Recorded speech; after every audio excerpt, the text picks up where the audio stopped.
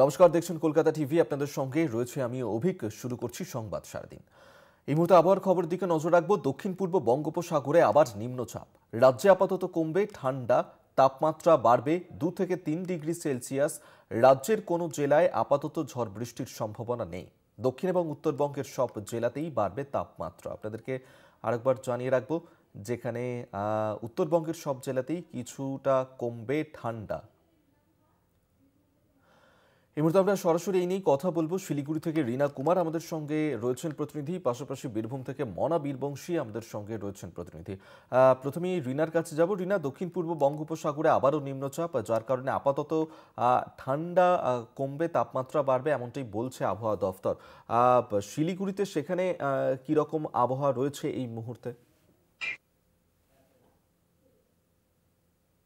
একেবারে প্রায় শেষের দিকে, তবে এখনো পর্যন্ত উত্তরবঙ্গ বা যে পাহাড় ও সমতল রয়েছে সেখানে কিন্তু তেমন ভাবে যে জাতীয় শীত প্রতি বছর লক্ষ্য করা যায় সেরকম শীত কিন্তু এখনো দেখা মেলেনি। তবে বিকেলের দিকে এবং রাত্রে এবং ভোরের দিকে কিছুটা শীত অনুভূত হলেও সারাদিনই কিন্তু ঝলমলে রোদ থাকছে। আকাশ একেবারে পরিষ্কার পাহাড় ও সমতল জুড়ে, এবং আজকের যে আবহাওয়া সেখানেও কিন্তু সকাল থেকে আকাশ একেবারে পরিষ্কার রয়েছে। রোদ উঠলেও রোদের যে তাপ তা কিন্তু অনেকটাই কম, এবং আজ শিলিগুড়ি থেকে আকাশ পরিষ্কারের কারণে ঝকঝকে সাদা বরফের চাদরে মোড়া কাঞ্চনজঙ্ঘার দেখা মিলছে। বলে সব মিলিয়ে পাহাড় ও সমতল জুড়ে যে আবহাওয়া রয়েছে তা কিন্তু অত্যন্ত মনোরম।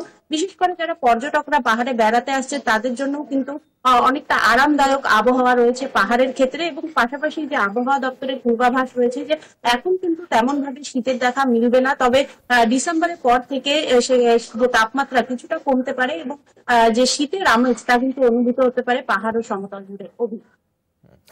রীনা, তুমি আমাদের সঙ্গে থাকো। এই মুহূর্তে আমাদের সঙ্গে বীরভূম থেকেও আমাদের আরেক প্রতিনিধি মনা বীরবংশী রয়েছে। মনার কাছে যাব। মনা, শীত হোক কিংবা গ্রীষ্ম, যে কোনো তাপমাত্রা খুব ভালোভাবে তার উচ্চ পর্যায়ে অনুভব করা যায় বীরভূমে। সেক্ষেত্রে বীরভূমে সেখানে কি শীতের আমেজ পড়েছে? কি আবহাওয়া রয়েছে? দেখো অভিক, তোমাকে প্রথমেই বলে রাখি, সেটি হচ্ছে তুমি জানো যে রাঙামাটির জেলা বীরভূম, এবং এই রাঙামাটির জেলা বীরভূমের আমি যেখানে দাঁড়িয়ে আছি সেটি হচ্ছে রবীন্দ্রনাথের পূর্ণভূমি শ্রীনিকেতন যে হাওয়া অফিস, সেই হাওয়া অফিসের ঠিক সামনে দাঁড়িয়ে আছি। অবশ্যই তোমাকে একটু এদিনের সর্বনিম্ন যে তাপমাত্রা সেই বিষয়টা একটু জানিয়ে রাখা ভালো। সেটি হচ্ছে, আমরা হাওয়া অফিস সূত্রে যেটা জানতে পারছি সেটি হচ্ছে 14.6 ডিগ্রি সেলসিয়াস সর্বনিম্ন। এটা কিন্তু তাপমাত্রা সর্বনিম্ন, সেটা কিন্তু হাওয়া অফিস কিন্তু জানাচ্ছে। দেখো অবশ্যই যে ঘূর্ণাবর্ত বা নিম্ন বিষয়টা উঠে আসছে হাওয়া অফিসের, খুব স্বাভাবিকভাবেই দেখো এই মুহূর্তে দাঁড়িয়ে বীরভূমে মানে নভেম্বর মাসের আজকে 19 তারিখ, শীতের যে একটা সুন্দর একটা আবহাওয়া থাকে সেটা কিছুটা হলেও কিন্তু কোথাও একটা জায়গায় দাঁড়িয়ে কিন্তু বিঘ্নিত হচ্ছে। তার কারণ কি? তার কারণ হচ্ছে আমরা গতকাল পরশু থেকে দেখতে পাচ্ছি স্বাভাবিক ওয়েদার থাকলেও একটা শীতের যে ঠান্ডা একটা কামড়, সেই কামড়টা থেকে কোথাও একটা অবশ্যই কোথাও একটা গ্যাপ বা শূন্যস্থান তৈরি হয়েছে। খুব স্বাভাবিকভাবেই গতকালকে আমরা দেখেছিলাম যে বিশেষ করে তুলনামূলক যে ঠান্ডা থাকার কথা বীরভূম জেলায়, সেই ঠান্ডা কিন্তু নেই। তবে হ্যাঁ, অবশ্যই এটা বলা যেতে পারে যে রাতের দিকে কিন্তু অবশ্যই একটু ঠান্ডা সাধারণ মানুষের কিন্তু উপভোগ করছেন, এবং অবশ্যই শীত বস্ত্র কিন্তু পরতে হচ্ছে। এবং অবশ্যই এটাও তোমাকে বলে রাখা ভালো যে সকাল দিকে মূলত যখন সাত সকালে, তখন কিন্তু যখন বিশেষ করে মানুষজন বেরোচ্ছেন প্রাতঃভ্রমণে বেরোচ্ছেন, তখন কিন্তু হালকা শীত বস্ত্র, উষ্ণ শীত বস্ত্র সেটা কিন্তু গায়ে দিতে হচ্ছে। তবে অবশ্যই তুমি বুঝতেই পারছো যে চলতি বছর যে শীতের মরশুম, সেই শীতের মরশুমে নভেম্বর মাসের 13 তারিখে বিশেষ করে সপ্তাহখানেক আগে বলা যেতে পারে, তখন কিন্তু সর্বনিম্ন তাপমাত্রা কিন্তু এসেছিল, এবং সেই সময় একটা শীতের একটা যে কনকনে হারিম করা ঠান্ডা, সেই ঠান্ডা কিন্তু বীরভূম জেলায় ছিল। এবং অবশ্যই সেই চিত্রটা কিন্তু সপ্তাহখানেক পর কিন্তু বদল ঘটেছে, হাওয়া অফিস কিন্তু সেটাই বলছেন, এবং সেই ওয়েদারই কিন্তু দেখা যাচ্ছে। তুমি জানো যে বিশেষ করে বীরভূম মানে অবশ্যই আমরা শান্তিনিকেতন দিকে আমাদেরকে নজর রাখতেই হয়। শান্তিনিকেতন মানে রবীন্দ্রনাথের পূর্ণভূমি। শান্তিনিকেতনে বিশেষ করে এ রাজ্যের অন্যতম পর্যটক প্রচুর মানুষজন শান্তিনিকেতনে বেড়াতে আসেন, সেই চিত্রটা কিন্তু উঠে আসছে। তার কারণ তুমি জানো যে শিক্ষামূলক যে ভ্রমণ, বিভিন্ন শিক্ষা প্রতিষ্ঠান থেকে, স্কুল কলেজ বিশ্ববিদ্যালয় থেকে তারা কিন্তু সেই ছেলেমেয়েরা কিন্তু আসতে শুরু করেছে শান্তিনিকেতনে, পর্যটকরাও কিন্তু আসছে। তবে হ্যাঁ, যেটা সবচেয়ে বড় সেটা বিষয়, সেটি হচ্ছে যে হালকা কনকনে শীত, শীতের একটা কামড় উত্তরের যে হাওয়া ঢোকার যে পরিবেশটা, সেটা কোথাও একটা জায়গায় দাঁড়িয়ে একটু হয়তো ধাক্কা পাচ্ছে।